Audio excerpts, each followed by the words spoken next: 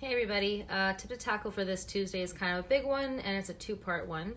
The first part has to do with US applications, and if it's too late to apply to the US if you have no elective experience and no steps completed at this point in time.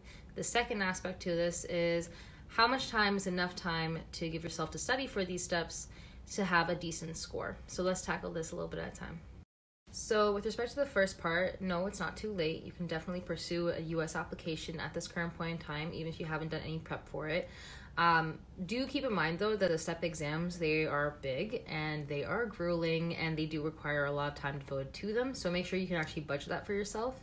And with respect to not having any clinical experience at this point in time too, that's okay.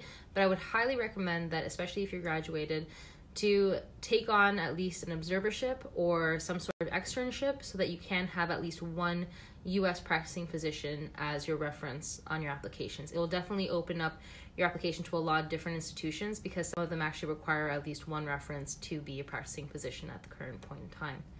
So just keep that in mind with respect to that. Now, with respect to the second part of that, how much time would you require to score a decent score? Very hard to say, because the first question to answer is what's a decent score? From recommendations from previous alumni that I've interacted with, the score to gun for would be 240. You're sitting at a good spot if you're sitting at 240. Not to say that if you get anything less than that, then you wouldn't be considered. No, not true. There are statistics online which show you that different specialties have a certain average of scores, but that's not to say that someone who has a lower score wouldn't be able to get that specialty as well. Just the higher your score, the better your odds, the better likelihood that you're going to get an interview for that specialty. And I have mentioned this in a previous tip before, that before you start studying for your STEP exam, really try doing a self-assessment exam beforehand so you can see where you're at. Work on your weaknesses first, and by doing a self-assessment exam, you'll be able to structure a good study plan for yourself. Depending on how much time you're restricting yourself to, you may really want to consider having some outside help, like a prep course that can help you along the way.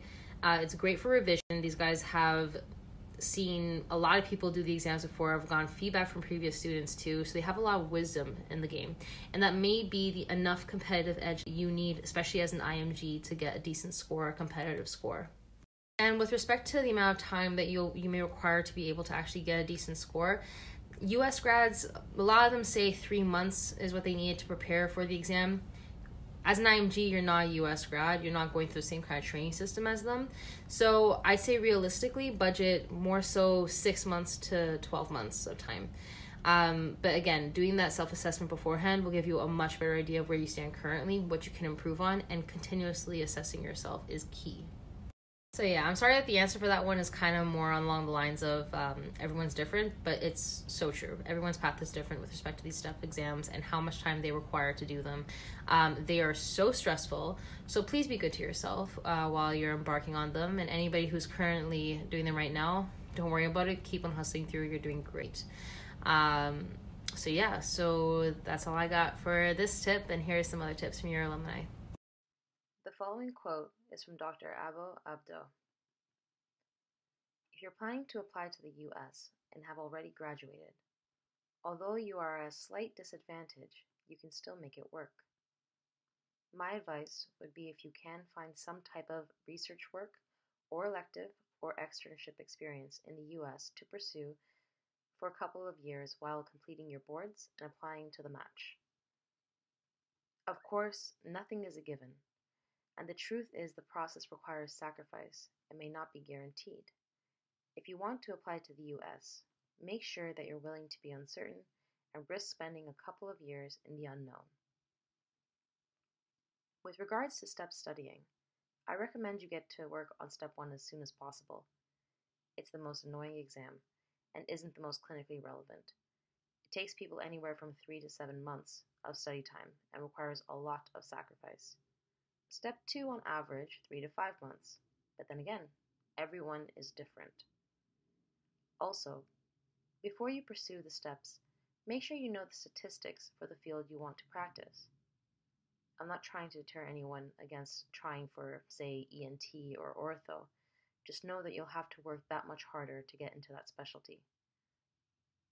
At the end of the day, studying for boards will only make you a more competent doctor, will refresh your medical knowledge, and will upgrade your taking skills. Don't let the race to become a consultant deter you from pursuing a residency in the country you want to work in.